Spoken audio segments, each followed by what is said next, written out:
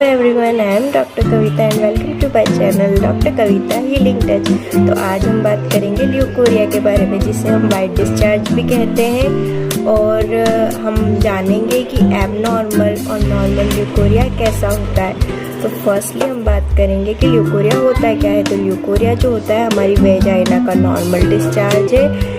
ये हार्मलेस होता है और हार्मोनल चेंजेस की वजह से होता है। तो जो नॉर्मल ल्यूकोरिया होता है क्लियर एंड वाइट कलर का होता है। इसमें कोई भी स्मेल नहीं होती है, इसमें कोई भी ईचिंग या बर्निंग नहीं होती है। फिर ये कब होता है? तो ये ओव्यूलेशन के टाइम होता है, बिफोर द मेंसेस होता है और प्रेगनेंसी के टाइम होता है। इसके बाद हम बात करेंगे कि जो हमारा एबनॉर्मल ल्यूकोरिया होता है वो किन वजहों से होता है। तो जो एबनॉर्मल ल्यूकोरिया होता है वो हार्मोनल इम्बैलेंस की वजह से होता है। सेकेंडली इसमें वीकनेस की वजह से होता है। कोई फंगल इन्फेक्शन हो गया, कोई बैक्टीरियल इन्फेक्शन हो गया, उसकी वजह से होता है। और पुअर हाइजीन की वजह से होता है। फिर इसके क्या क्या सिम्टम होते हैं। तो जो एबनॉर्मल ल्यूकोरिया होता है उसमें ईचिंग और बर्निंग होती है, बहुत ऑफेंसिव स्मेल होती है और ये ग्रीनिश या फिर येलोइश कलर का होता है।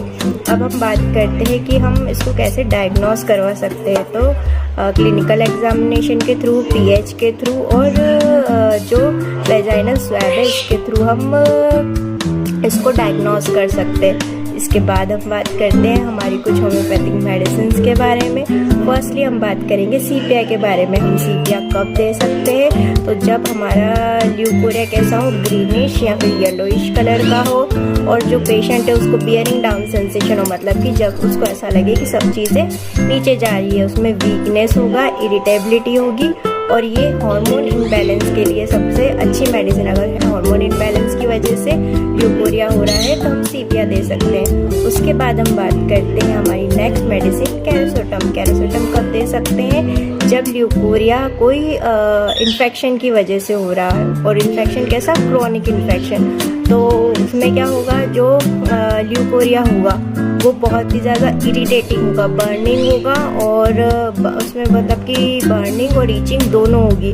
उसके बाद बहुत ऑफेंसिव स्मेल होती है इसमें। और इसमें भी ये ल्यूकोरिया जो होता है ग्रीनिश या फिर येलोइश कलर का होता है। उसके बाद हम बात करते हैं हमारी नेक्स्ट मेडिसिन कैलकेरिया का। कैलकेरिया का अब हम कब देंगे? जब हमारा ल्यूकोरिया है वो कैसा होगा, वो होगा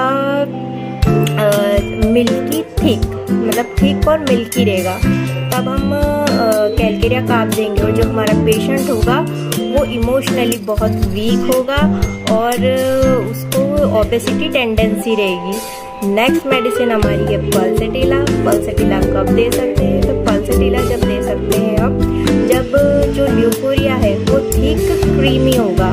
जब थिक क्रीमी ल्यूकोरिया होता है तब हम पल्सेटिला दे सकते हैं। और वो जो हमारी पेशेंट होती है वो कैसी रहती है, उसको विपिंग डिस्पोजिशन हो जाता है, डिस्पोजिशन रहता है, वो ज़रा सी बातों में इमोशनल हो जाती है।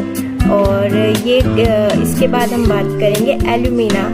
एल्यूमिना भी ल्यूकोरिया के लिए अच्छी मेडिसिन है। एल्यूमिना कब दे सकते हैं? जब ल्यूकोरिया वाइट और थिक हो, वाइट और थिक ल्यूकोरिया होता है तब हम एल्यूमिना दे सकते हैं। इसके बाद हम बात करते हैं कि कुछ प्रिकॉशंस जो हमें खुद की तरफ से लेना चाहिए। तो पर्सनल हाइजीन मेंटेन कीजिए और कॉटन के इनरवेयर यूज़ कीजिए। इससे भी आपके ल्यूकोरिया जो है इसमें आपको रिलीव मिलेगा। इसके बाद